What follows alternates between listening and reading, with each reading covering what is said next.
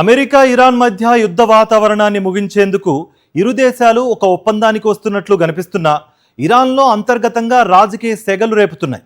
వాషింగ్టన్తో ఎలాంటి శాంతి ఒప్పందాన్నైనా సరే తీవ్రంగా వ్యతిరేకిస్తోంది ఇరాన్లోని ఓ కఠినమైన హార్డ్ లైన్ గ్రూపు.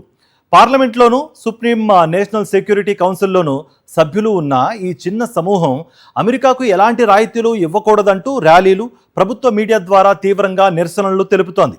ఈ ఒప్పందాన్ని ఎలాగైనా అడ్డుకోవాలని చూస్తోంది. అమెరికా అధ్యక్షుడు డొనాల్డ్ ట్రంప్ శుక్రవారం వైట్ హౌస్ సిట్యుయేషన్ రూమ్లో తన కేబినెట్ సభ్యులతో 2 గంటల పాటు సుదీర్ఘంగా సమావేశమయ్యారు.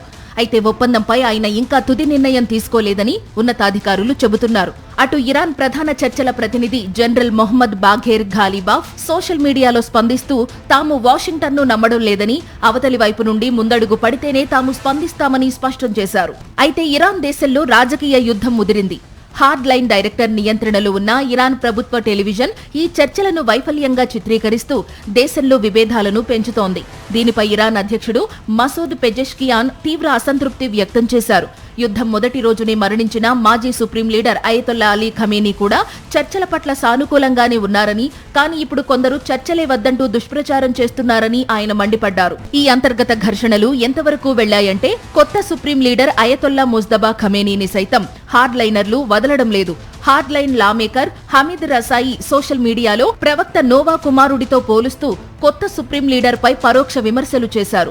అయితే దీనిపై తీవ్ర వ్యతిరేకత రావడంతో ఆయన వెనక్కి తగ్గాల్సి వచ్చింది. ఇక ఇస్లామాబాద్ లో America vice president JD Vance తో ఇరాన్ ప్రతినిధులు జరిపిన చర్చలు మరీ మెతకగా సాగాయంటూ supreme national security council deputy secretary Ali Bagheri తీవ్ర అభ్యంతరం వ్యక్తం చేశారు. దేశ ఆర్థిక పరిస్థితి దిగజారుతోందని, వెంటనే అమెరికాతో ఒప్పందం చేసుకోవాలని ప్రెసిడెంట్ పెజెష్కియాన్ ఘాలిబాఫ్ రాసిన ఉమ్మడి లేఖపై కూడా సంతకం చేయడానికి ఆయన నిరాకరించారు. ఏది ఏమైనప్పటికీ దేశంలో రాజకీయ విభేదాలను పక్కన పెట్టి అందరూ ఐక్యంగా ఉండాలని ఇరాన్ కొత్త supreme leader Ayatollah Mojtaba Khamenei parliament వేదికగా పిలుపునిచ్చారు. శత్రువుల విభజించు పాలించు వ్యూహంలో పడకూడదని హెచ్చరించారు. ఈ అంతర్గత విభేదాల నడుమ అమెరికా ఇరాన్ ఒప్పందం ఎంతవరకు ముందుకు సాగుతుందనేది ఇప్పుడు ప్రపంచవ్యాప్తంగా ఉత్కంఠ రేపుతోంది.